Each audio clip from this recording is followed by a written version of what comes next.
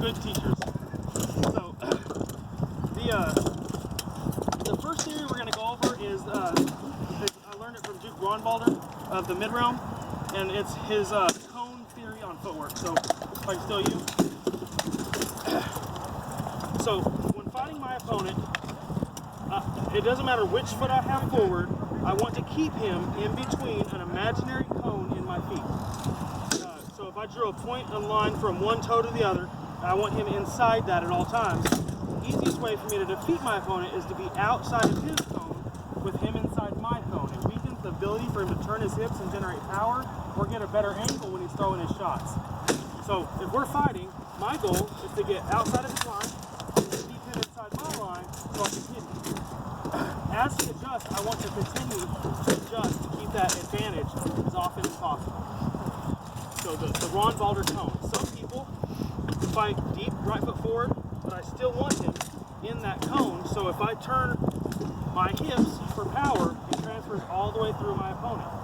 If my foot is pointed here and I turn my hip locks up halfway through my shot. I can't finish my shot. If my foot's here, all my power is in this arc. I'm just slapping him at this point. So I really want him inside my cone no matter which foot's forward. So that's the very basics of keeping your opponent in a place where you can hit them with the full range of your motion, is the cone theory. The second theory I'm going to go over real quick is my theory on footwork. And it's really simple. A lot of people have a hard time that Sir Alexis really capitalizes on is people put their heels down to load for a shot or to fight.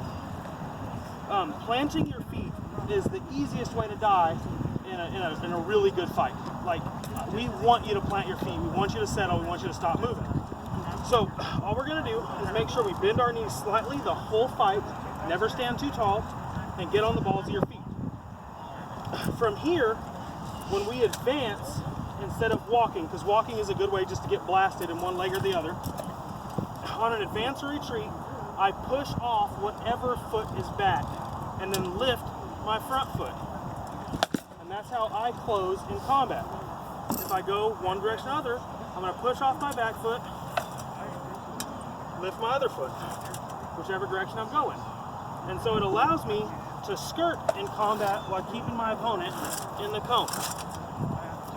If I'm going backwards, I push off the front foot every time. If I cross my feet, right, it opens a target, so I tend to do that out of range, or if we're close and I want to switch to a different style, I may cross my feet.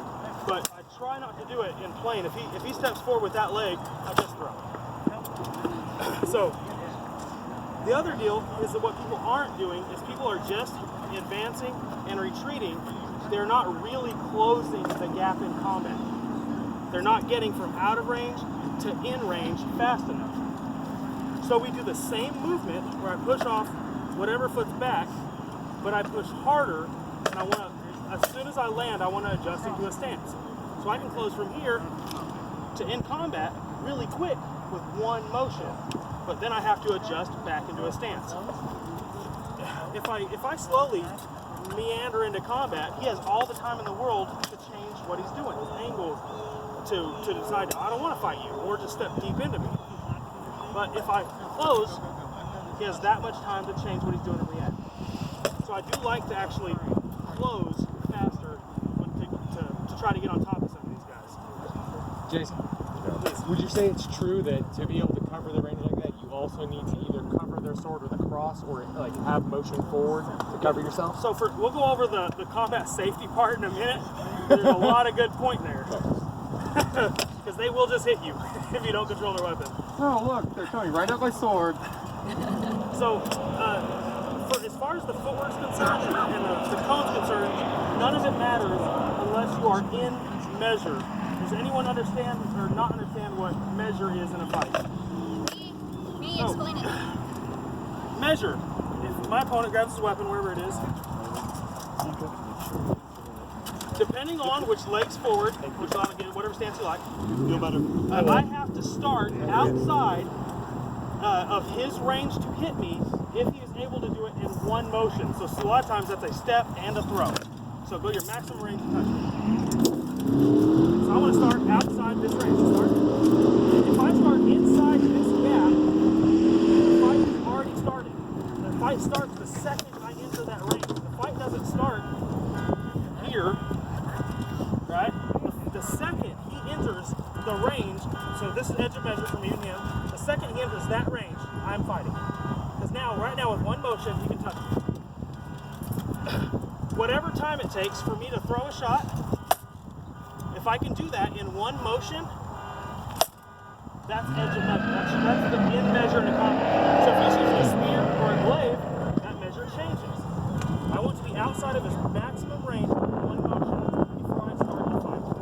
So if you're ready for lay on, right, and you're inside that range, and the horse is like, are you ready? Say, oh, then back up a bit. If they go towards the hand, let's start out a fight. At this range, it's leisure, it's casual. Hey, brother, how you been? How you doing? At this range, it's fine. So the second you enter measure, you have to act. You can't just let your opponent do whatever they want. No. So then we go inside measure. Once the fight has actually begun, I go with 3 basic ranges. A range, right, is basically core to core. I can put my physical body on their physical body, and it can come on. B range is anything outside of that, right, up until what we call C range, which I have to actually take a step to reach it. B range is no step required to reach my opponent. This is B for me. C is anything outside of that. Until we reach edge of measure, then the fight's no longer taking place. One of us has to get inside edge of measure. So we go over A, B, and C ranges constantly. With my footwork, anytime I'm in A or B range, I can have my sword leg back. It offers a little more defense, right? I can still completely reach my opponent. I don't need the extra range I get from my sword leg forward. The second I get to C range, I have sword leg forward. Now with a small motion, I can touch my opponent. This right here, I have to take a much bigger motion to reach my opponent with sword leg back. It limits my hip maneuverability and my range a lot.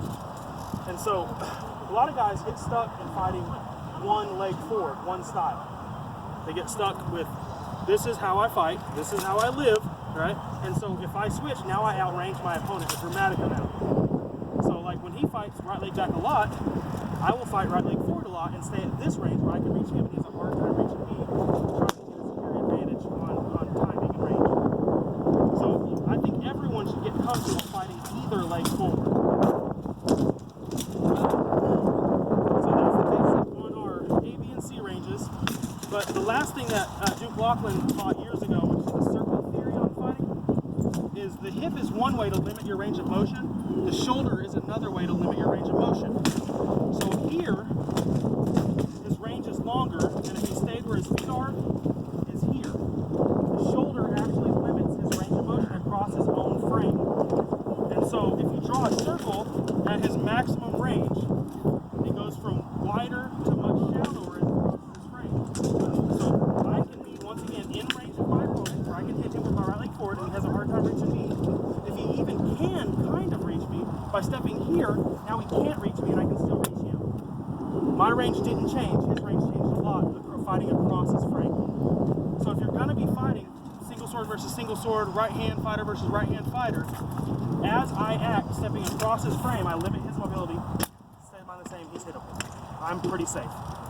So using those ranges and footwork and the cone in succession, working together, I can really limit what he's capable of doing while maintaining my full fighting prowess at all times.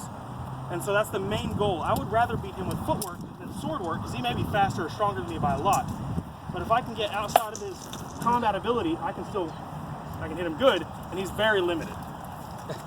So that's the basics of my footwork. I will post online Duke Ronvalder's theory of cone and pressure, Count Gemini's theory of measure, Laughlin's circle sword drill, and Laughlin's closing, advance and retreat, on the steps page very soon for y'all to study those. And then also there's like people who train kind of Lachlan's footwork, advance and retreat versus Ron Balder's cone footwork and pressure class.